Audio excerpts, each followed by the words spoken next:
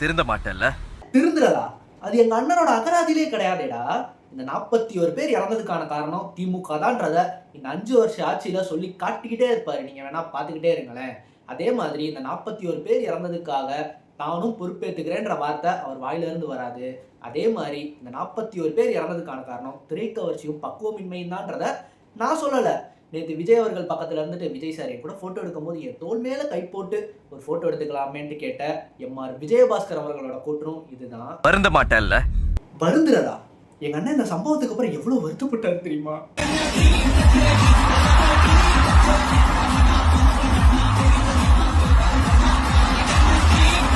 தமிழ்நாட்டு மக்கள் ஏகப்பட்ட முதலமைச்சர்களை பார்த்திருக்காங்க. ஆனா இப்படி ஒரு ஈவு இறக்கமற்ற பொய் செய்திகளை பரப்பி விடுற ஒரு சிஎம் வாழ்நாள்ல பார்த்திருக்கவே மாட்டாங்கன்னு நினைக்கிறேன்.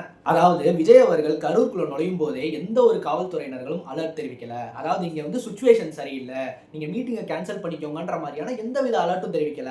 இது வந்து திமுகவோட ப்ரீ பிளான்டான ஒரு விஷயம். அதனாலதான் இவ்வளவு பெரிய ஒரு சம்பவம் நடந்துச்சுட்டு அசால்ட்டா ஒரு அவதூறை வந்து கழட்டி விடுறாரு.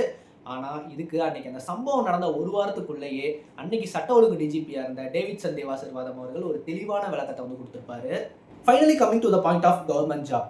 அன்னைக்கு இந்த ஸ்டாம்பிங் நடந்தப்போ அன்றைய திமுக அரசு சார்பா இந்த குடும்பத்தினர்களுக்கெல்லாம் 10 லட்சம் ரூபாய் வழங்கப்பட்டுச்சு. தாவேகா சார்பா 20 லட்சம் ரூபாயை வழங்கப்பட்டுச்சு. அப்படி இருக்கும்போது இன்னைக்கு இந்த குடும்பத்தினர்களை சேர்ந்த 32 நபர்களுக்கு அரசு வேலைக்கான ஆணையும் நேற்று வழங்கப்பட்டிருக்கு. இப்போதான் சமீபத்தில் டிஎன்பிஎஸ்சி குரூப் 1க்கான வேகன்சி வெறும் 26 தான் இருக்குது அப்படின்றத ஒரு குற்றச்சாட்டை வந்து எல்லாரும் வச்சுக்கிட்டு இருக்காங்க. அப்படி இருக்கும்போது இன்னைக்கு கருணையின் அடிப்படையில் இந்த குடும்பத்தினர்களுக்கு கொடுக்கறதுன்றது வந்து எந்த விதத்தில் ஒத்துக்கொள்கிற மாதிரியான ஒரு விஷயமா இருக்கும். அதே மாதிரி இன்னைக்கு கருணையின் அடிப்படையில் இவங்க கொடுக்குறாங்க இல்லையா, இது வந்து according to Tamil Nadu civil service act 2023 படி சீனியாரிட்டி பேசிஸில் தான் தரணும்.